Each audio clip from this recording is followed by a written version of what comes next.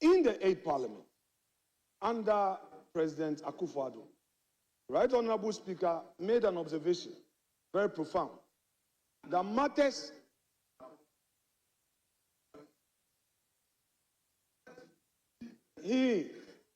Right Honorable Speaker observed that communications to the House must first be known to the House before it gets into the media. This House should not be a secondary recipient of that which is its bona fide. I do not appreciate the fact that a statement will be issued when Parliament has not already received the communication. Parliament should be the first to receive the communication before it gets out into the media. And that was the position taken by Right Honorable Speaker. So I would want to draw attention of the executive to this matter, especially when the acting spokesperson of the executive is one of our own, my own respected colleague Sofozukwati, very, very resilient guy. He doesn't fall easily. He knows his stuff, and he knows what he's about when he's doing his politics. I respect him. Mr. Speaker, the second observation is the fact that the second observation is the fact that when the names were read out by Mr. Speaker, he read out only 3 names. The finance minister designate, the energy minister designate, and the attorney general and minister of justice designate. Mr. Speaker, this thought appointment is unacceptable. Mr. Speaker, this is a government that promised a 24-hour economy in opposition. They told us that they were ready for government. Mr. Speaker, Honorable Minority Leader. Mr. Speaker, indulge me. Honorable Minority Leader. Yes, indulge me. Honorable Minority Leader. Is that how you are starting it? Please. Let me finish. Honorable Minority Leader. Yes. I'm just indulging you because you are a leader. This is a time slotted for correction of vote and proceedings. Yeah, with your leave. I took your leave. Honorable Haruna Idrisu used to slot this in. I'm doing that. Mr. Speaker, this government, I'm talking for you, please, it's for you. Mr. Speaker, this government promised a 24-hour economy. Mr. Speaker, we expect them to be ready from day one. Mr. Speaker, you cannot start energy, finance, attorney general. When are the rest of the ministers? You must be ready. We want to hear Ama Kofi Bua. We want to hear Agric. We want to hear Agric Ministry. Honorable Erikopoku. Honorable Leader. Honorable Erikopoku. Honorable Minority Leader. We want to hear Agric Ministry. We want to hear roads and highways. Honorable Minority Leader. We want to hear lands and natural resources. Honorable Minority Leader. Education. Mr. Speaker, I recognize the Deputy Leader on his feet. Deputy Leader, are you on point of order? Has today nominated 3 persons to hold key positions in his cabinet. Joining me in studio to have a conversation around these minister designates or minister nominees, my colleagues Sami Wiafe and Fred Tete Jabano. Good afternoon, gentlemen. Thank you very much. Great. So, well, not too much of a surprise. I mean, we would have done our own permutations here, and we have a fair idea of some persons who will make it into John Dramani Mahama's government. But Mr. President has given us some timelines, and it appears as though he's dedicated or committed to respecting these timelines. So we've seen the first batch, Dr. Kesiolato Forsen, John Abdullahi Jinapo, and Dr. Dominic Ayene. Fred, let me start with you.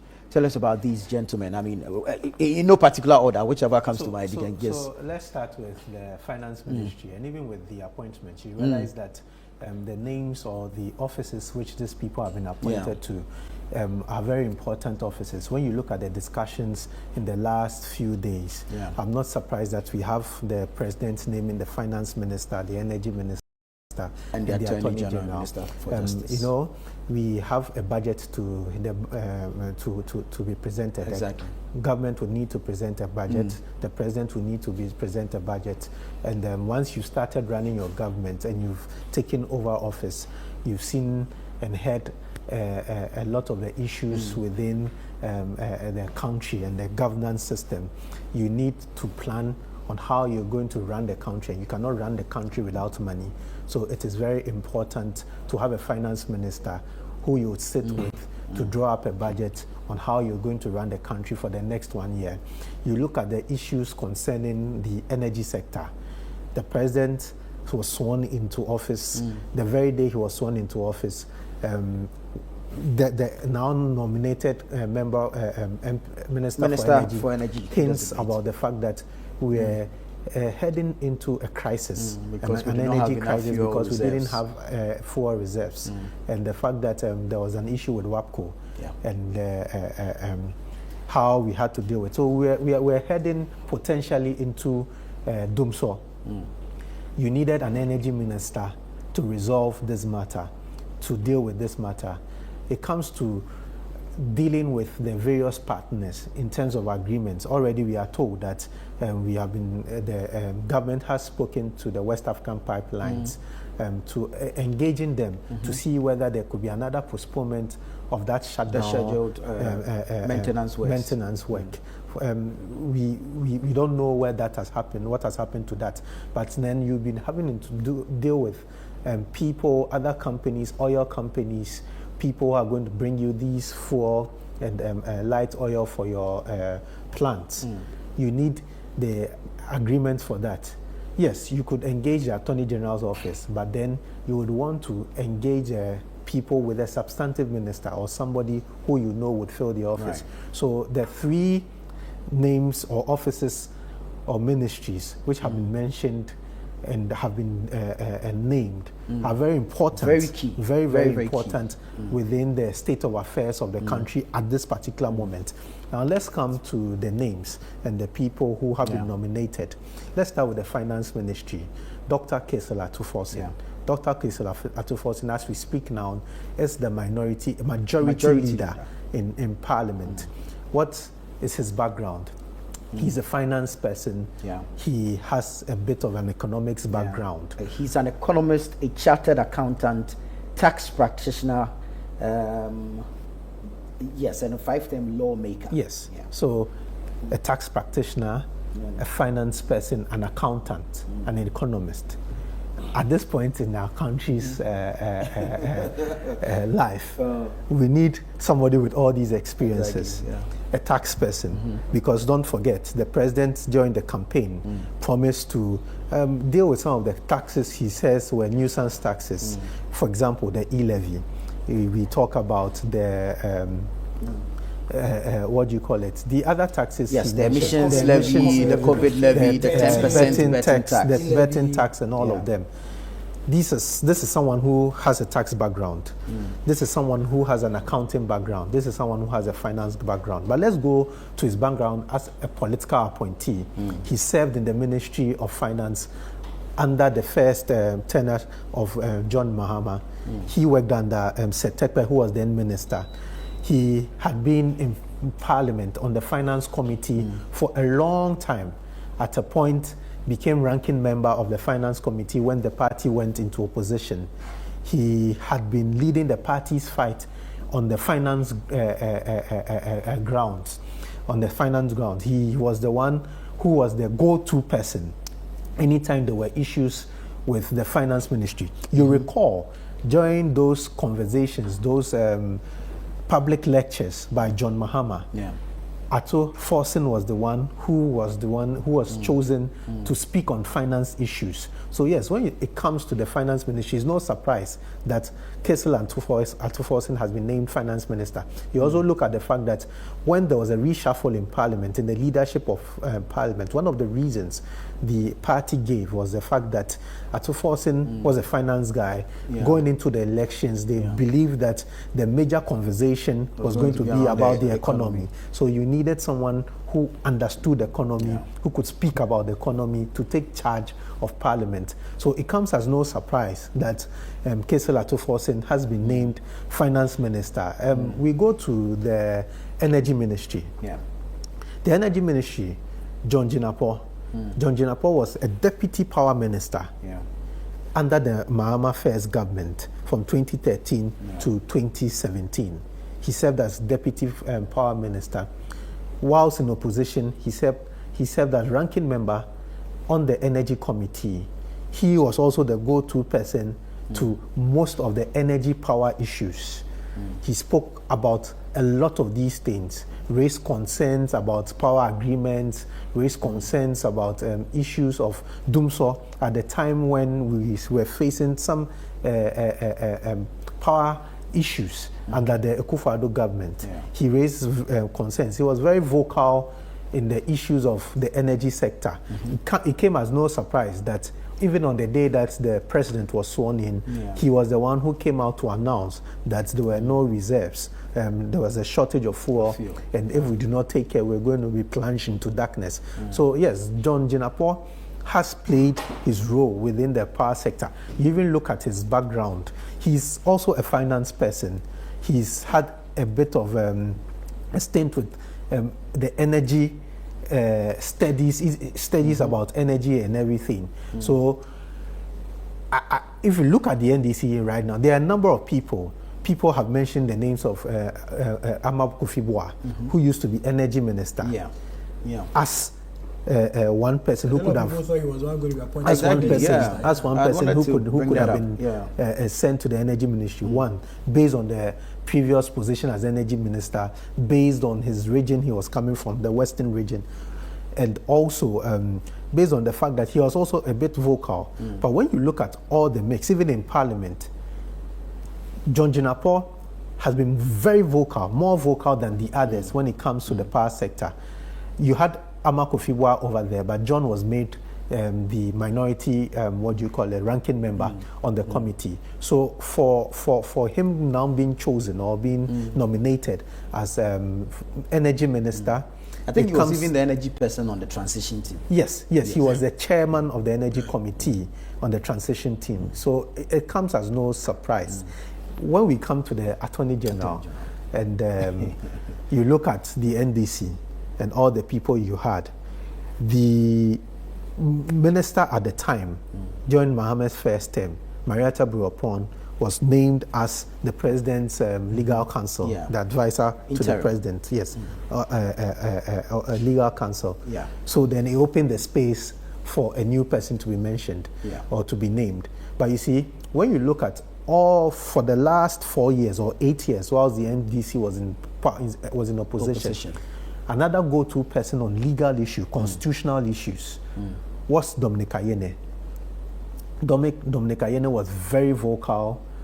His experience within the ministry as deputy minister, his experience as a technocrat, his experience as someone who taught the law, and his experience in parliament, it came as no surprise that he had been mentioned. Before these, there were rumors of other names being put out within the public. You had Mahama, Eduji Tamaklo. You had Eduji Tamaklo. But you see, even with Eduji and the rest, they are far junior to Dominic Ayene.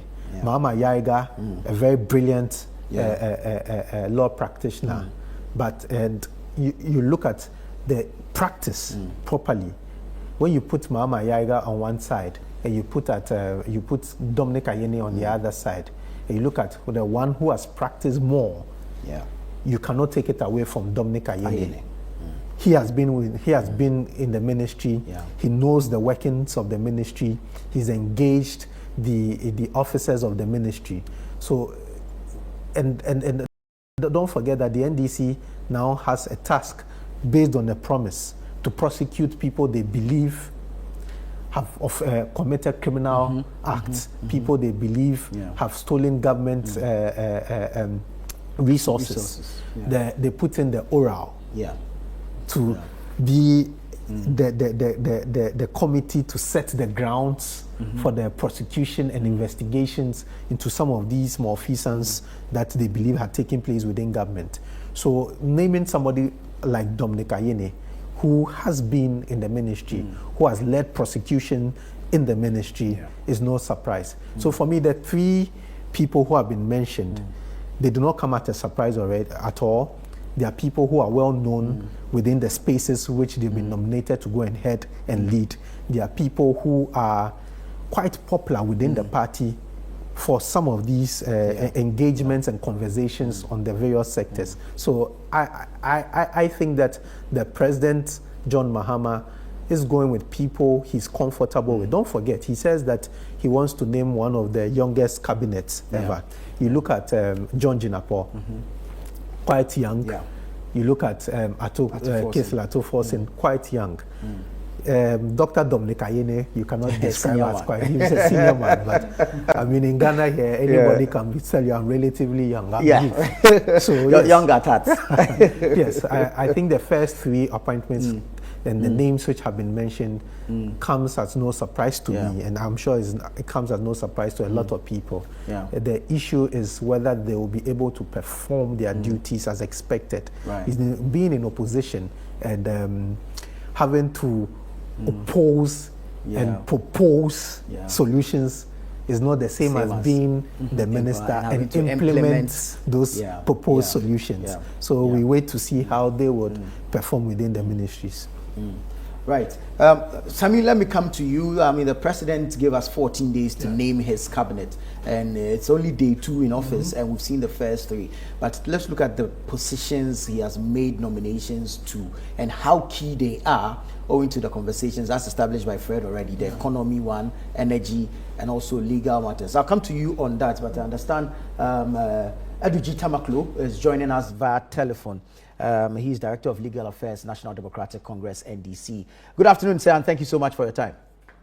Nana, good afternoon. Good to have you. Good to have you. Let's start off from where you are mostly familiar, the Office of the Attorney General and the Minister for Justice. Honorable Dr. Dominic Ayene, what do you make of this? Earlier, we had heard rumors that you were going to go there. We don't know how far that went. But, I mean, this nomination of Dr. Ayene to be the Attorney General and Minister for Justice, your initial thoughts? The Honorable Dr. Dominic Akrotinga Ayene, first of all, as you are aware. Hello? Yes. Council, we can hear you. Please go ahead. As you are aware, he's my senior partner in the law firm. The partnership involves myself, Ayariga, and him, constituting Ayene and Partners Law Firm. And I've worked with him. He was my lecturer at the law faculty, and I came and I studied and worked with him. He brings to the office that level of dignity that is required by consent. And for me, I want to thank A.T. John Dramani for this laudable, dignified elevation. Remember that he was the deputy when A.T. John Dramani Mahama was the president on the 2016. And so that's the dignity that is the experience. The office of the Attorney General has its own politics. And so you need that experience to appreciate the politics within that office. And the Honorable Dr. Dominic Akrotinga has more than enough when it comes to that experience. He has been in the space before, having served as deputy, and of course we can attest to the wealth of experience he's bringing. But for you, and of course the agenda of John Dramani Mahama, which has taken effect with the setting up of the oral committee and all. How do you see Dr. Dominic? As you can see, the Honorable Dr. Dominic Akrosinga appreciates what it takes to go ahead with the peace. Remember that it was when he was deputy AG together with the boss, Marietta, that they persuade all these leaders and staff to retrieve money. They persuade the National Service Council and retrieve money. So they have the experience when it comes to issues of asset treating and the rest. So I have absolute confidence that he will succeed. And on international matters as well, we know that, of course, the work of the Attorney General will not be limited to local matters, prosecution, and, of course, retrieval of assets and all that. There will also be international legal matters to attend to. And but remember that the Attorney General is the principal legal advisor to that. To do the international treaty. We are members of various international organizations, so one it means that we have a national obligation. Because we are doing the deputy report, it comes without risk experience to the office. And so this is a very smooth movement. And if you look at the experience, it gives you an indication of the priority of AG John Dramani. The economy, the economy, the economy, the economy. Energy, and remember, law. And so these three underscore the key priorities of AG John Dramani. To get the economy on its feet immediately, to get our power system stabilized, and to ensure greater respect for the rule of law, respect for human rights, and Ghana's commitment to the national. And so I am really looking to win the first year. Very well, Council. I mean, it's interesting that you've mentioned, you've put a three together and spoken to it. I was going to ask you about how critical it is that His Excellency John Dramani Mahama's first appointment will have to be for finance, energy, and the AG's department, as well as the Minister for Justice. Maybe I was engaged in clairvoyance, so to see where you were going. Perhaps. But then how critical is this? I mean, we know that this is the agenda JDM wants to prosecute, but how critical are these first three appointments? Again, like I said, the economy is everything. And we know the state of the economy. The Honorable Ministerial Association, having been Deputy Finance Minister before, appreciated that. Remember that for many years, he was the ranking of finance, having become also the minority. His understanding of the peculiar Ghanaian economy is without doubt. I have always maintained. If you look at the warning that the Honorable Ministerial Association gave, they are gone. If they are even taken a little bit, we will not be where we are. So this one, it is like the herbalist who is sick, he is going to cure himself. And so thankfully, AG John Dramani Mahama has put at the finance ministry a man with enormous understanding. The Ghanaian economy is peculiar. And this man understands the economy. I am very confident that we have what it takes to change things around. I am so confident that you have no doubt. And same applies to the Honorable John. As you know, he has also been a deputy minister within the same position. Appreciate the issues with our energy. For the past 8 years or so, the past 4 years, he has been the bank on energy. So all the related matters, they are good appreciation of them. And I strongly believe you bring all of this to bear, more so as you are aware of the current challenge that we have. I'm so confident that this team is a fantastic team. His Excellency John Mahama has promised that 60 ministers. He wants to set up the most lean and efficient government ever. Also promised us a very young a cabinet. Out of the 60, these are the first 3 that we are hearing of, leaving 57 more to go. Where should we expect to hear your name? As you are aware, the appointing authority remains Chief Mahama. He has the experience of putting together a team that can deliver on the respect promises to the people of it. I want to trust and support his judgment that ultimately, when the judgment fall is made, he and DFO will decide who and who will constitute his first election.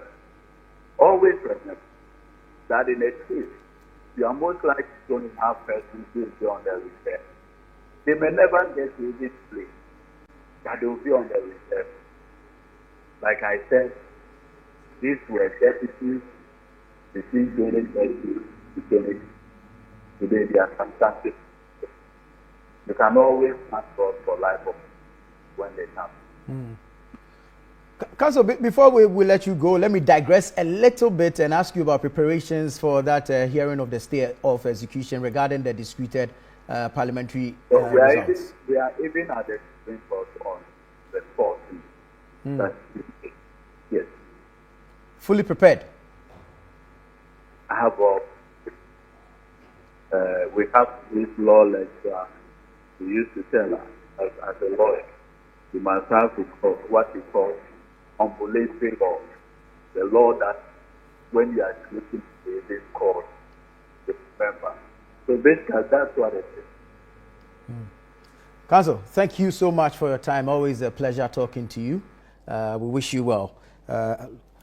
Godwin Eduji Tamaklu, Director of Legal Affairs for the National Democratic Congress, NDC, speaking to us there regarding John Dramani Mahama's first appointments or nominations to ministerial positions, which will cover the Finance Ministry, Energy Ministry, Attorney General's Department, and Minister for Justice. Dr. Kesi Latofosen has been nominated as Minister Designate for Finance, John Abdullahi Jinapo, Minister Designate for Energy, and the Honorable Dr. Dominic Akuritinga Ayene, Minister Designate for Justice and Attorney General. Sami, just before we spoke to Council, I was asking about how critical it was for these 3 ministries to be the first appointments made by John Mahama. Very, very important. And I want to make submissions in reference to some of the things, Fred mentioned in his submission. And these are very important, cabinet positions in every administration. Finance, energy, and Attorney General's Department are very, very important appointments that every administration is expected to have. And when we look at these individuals, they were chairpersons of the various subcommittees of the transition team. Yeah. And what's has been made to believe or known, or the practice is that anytime you are made, as a chairperson or a chairperson to any of these transition, committees, subcommittees, you automatically assume, that appointment. It's most likely that you take up the ministerial role. Because you are the one, fronting for that ministry on the other side. Yeah. You've been to the ministry already, you know what's happening there. So it's most likely that you have all the briefs from the outgoing minister. So obviously you must serve as the minister for that particular ministry. And so I'm not surprised that these individuals are going to these various ministries, because during the transition period, I saw a number of them, all these individuals at these transition committee meetings, having series of meetings with the outgoing ministers. And so when this list came up, I wasn't really surprised that these individuals are going in there. And as Fred mentioned, these are individuals who serve as deputy ministers in the various, ministries that they've been appointed or nominated to go and serve. Dr. Atoke, former deputy finance minister, he was allegedly involved in the ambulance scandal and the rest, and he was being prosecuted for that particular purpose. We all know the outcome of that particular one. He served in that ministry for a long time. He still has a relationship with individuals or persons within that ministry. And so going back... He's actually served on the finance committee of parliament for a long time. And so going back to that same ministry is not really a problem. He's just going to have it a bit easy there because he still has, relationships in there. You're talking about Dr. Ayene, former deputy AG, also has a number of relationships with persons, still at the ministry. So going back there will be easy. It's very easy for him. John Jenapo, in the thick of the Doomsday crisis under John Mahama, he was made deputy, power minister in charge of, power and the rest. He still has good, relationship with the IPPs. Anytime issues of energy, comes up, you hear me. So my sources within this will means that he still has relationship within these people, and he's the best person I feel will be able. But we know there's a technical team looking into the power issue now. I understand he is the current chair. And the subcommittee was the chairman of the energy sector. I saw him a number of times having conversation with Herbert Krapper, the outgoing minister on this particular. Outgone. He's gone. Sorry. I had a conversation with Herbert Krapper, outgone energy minister. On these number of things. So these appointments are very important because President Mahama has promised us a 24-hour economy. In a 24-hour economy, you need energy, you need power to drive a 24-hour economy.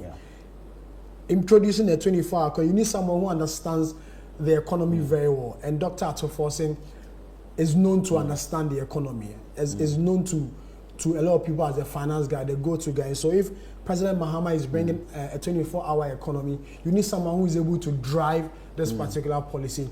And Dr. Atoforsen is the right person, if you ask me. 24-hour economy, you need the laws, legislation, and interpretation. Dr. Ayene has proven himself over the years. And I think he was the chairman of the subsidiaries of parliament. They deal with this number of things, laws and the like. And so in this same position, it's most likely that he's the one going to begin with. So for me, Nana, right appointment for President Mahama, elevation, from person who served as deputy ministers in his previous administration, coming to serve as main ministers now, still will have control of the ministry, will still have people in there who will feed them with information and everything, right? I think it's a good appointment.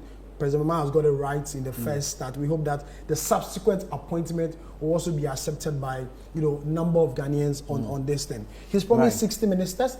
Let's hope and pray that he will go according to the 60 ministers as he promised. Right.